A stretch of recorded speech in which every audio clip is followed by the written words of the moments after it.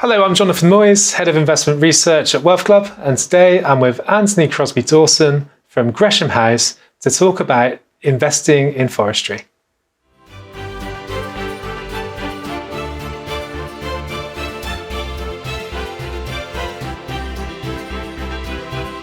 Hello Anthony, welcome back to the studio. Why should private investors consider investing in forestry?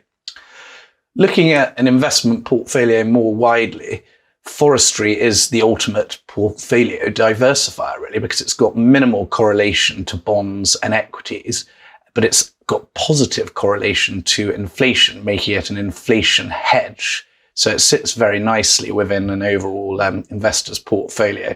And furthermore, it's completely sustainable. So it's something that investors can also feel good about. And how do you make a return investing in forestry? Firstly, from the biological growth of the crops. So the trees are in the ground, they're growing, they're putting on average, 5% per annum volume growth across a 40-year rotation. So whatever else is going on in the world, these trees are in the ground, they're growing. They don't know about macroeconomic turbulence, which is one of the wonderful reasons why this is so well diversified from the listed markets. So you've got that underpinning everything, this 5% annual volume growth, come what may. Secondly, timber prices. What are you selling these trees for once they've reached maturity? You've been growing them for 35, 40, 45 years.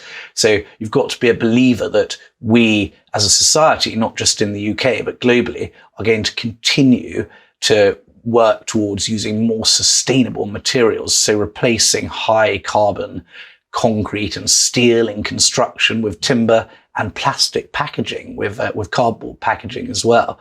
And these trends are global megatrends and set against constrained supply because it's hard to grow more trees. It's easier to go and find more oil than it is to grow more trees. You've got to wait 40 years until they're ready for harvesting.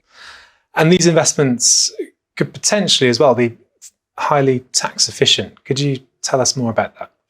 So for UK domiciled individuals, there are three major tax reliefs. One, you pay no income, or if investing via a corporate structure, no corporation tax on the revenue from the sale of the trees themselves. So you get tax-free income from timber harvesting. Secondly, there is no capital gains tax on the increase in value of the trees. There is capital gains tax on the increase in value of the underlying land, as there is with all land.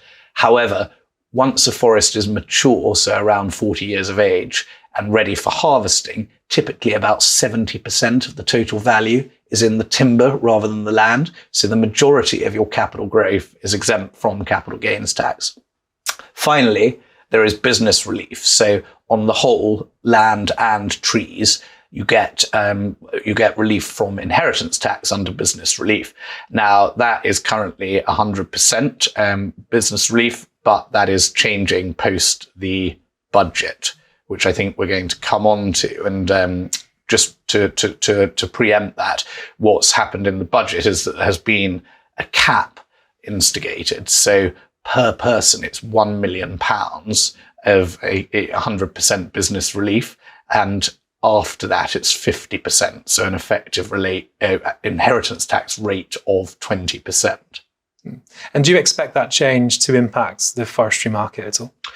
I think it could do positively for two reasons. One, that there's now inheritance tax on defined contribution pension schemes. So a lot of people who are still in the accumulation phase and considering making the £60,000 annual allocation to their SIP might start to think that actually they should be taking some of that allocation away from a SIP and putting it into a product that will provide the business relief.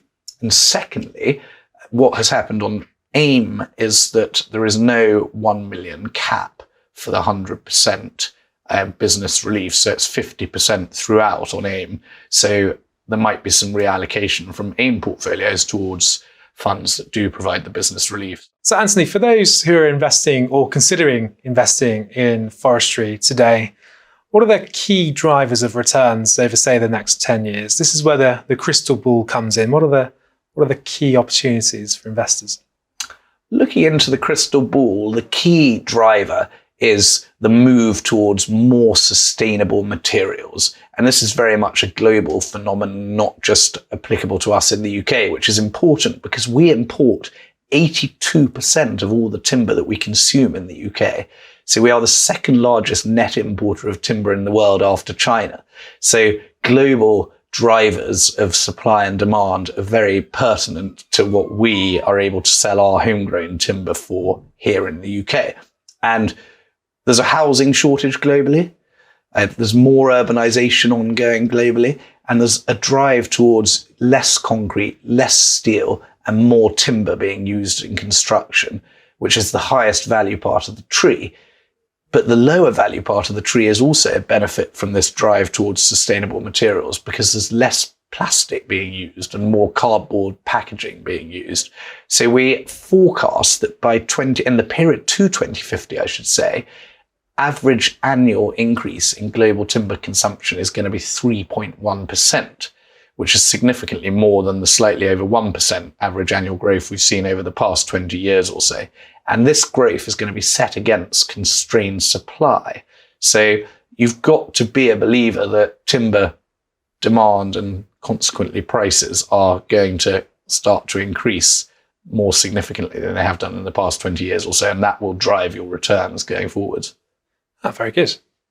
And so, Anthony, for those considering an investment in forestry today, what are the key things investors need to bear in mind? I think the key attributes are the biological growth, the fact you've got a timber harvesting window of 10 to 15 years, so you're not a price taker. If the timber price isn't what we'd like it to be, we can leave it on the stump and leave it to add volume and add value and sell the timber when prices have recovered to where we expect them to be. So you've got that luxury of the harvesting window. You've got the biological growth of 5% per annum underpinning the whole thing. And then you've got this portfolio diversification away from bonds and equities and inflation protection due to the correlation with inflation. So there are lots of key attributes to forestry that investors should bear in mind. And on top of all of that, it's something that they can feel good about. It's a sustainable investment. It's excellent for intergenerational wealth transfers. Anthony Crosby-Dawson of Gresham House, thank you very much. Thanks for having me. Good to see you, Jonathan.